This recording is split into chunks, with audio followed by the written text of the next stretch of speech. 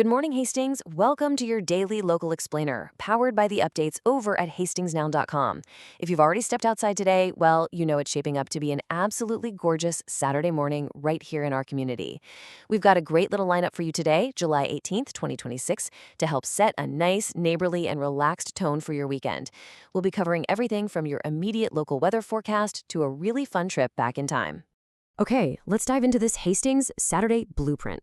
First up, we'll map out planning your Saturday. Then we'll talk about navigating some afternoon haze and safety. And finally, we'll open up a July 18th time capsule.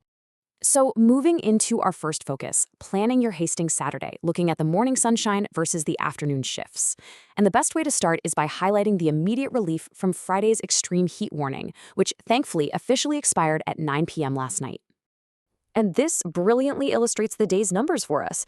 Expect a high near 89 degrees and a really refreshing low around 66.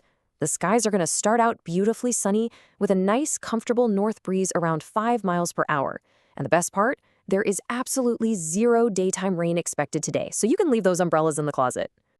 Now, when we compare the two halves of our Saturday, a really clear story of actionability emerges. The morning is without a doubt your golden window. It's perfectly sunny, making it the ideal solution for running errands, hitting the local farmer's market, or just taking a nice walk to get those crisp, stunning views of the Hastings Bridge. But as we slide into the afternoon, some patchy wildfire smoke is forecast to roll in. It's kind of going to create this hazy look that will obscure those usually clear views of the Mississippi River. That brings us to Section 2, Afternoon Haze and Safety, and how we're navigating the smoke. As that afternoon weather shifts, here's a quick, actionable checklist for the latter half of your day. First off, you're going to want to wear light summer clothing and definitely bring that sunscreen. Keep plenty of water nearby, especially if you're extending your outdoor plans. And this is absolutely crucial. If you're someone who is sensitive to wildfire smoke, you'll really want to prioritize those morning plans. It's just a smart idea to check the latest air quality conditions and the radar before you head out, especially because that widespread smoke is going to become much more likely right after 1 a.m. on Sunday. Let's move to and see how this builds into our local weather joke of the day. We can't let a little afternoon haze ruin our Saturday mood, right? So why did the sun cross the Hastings Bridge before lunch? To reach the clear side before the afternoon smoke arrived.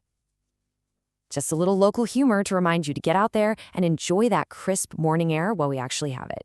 All right, on to Section 3, the July 18 time capsule, looking at the history made on this exact day.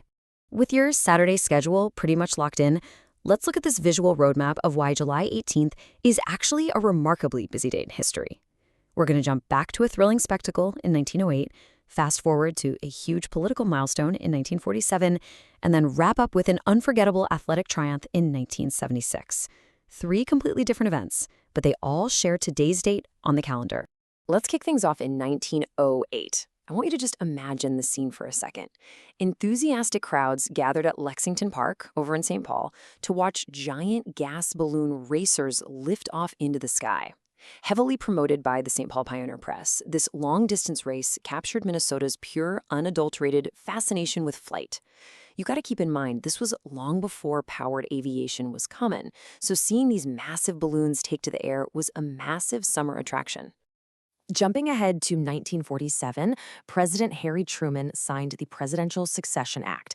Now, what's really interesting about this slide is the exact sequence that it established.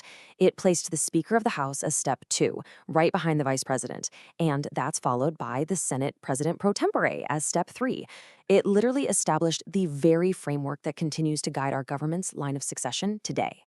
Fast forwarding again, this time to 1976 at the Montreal Olympics. We see this rather strange, incredibly low number pop up on a scoreboard, 1.00. So the crucial point is, why on earth would a score of 1.00 be a cause for massive global celebration and total shock?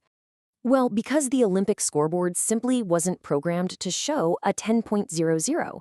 That 1.00 was actually the first perfect 10 in Olympic gymnastics history, earned by 14-year-old Romanian gymnast Nadia Comăneci for a completely flawless uneven bars routine.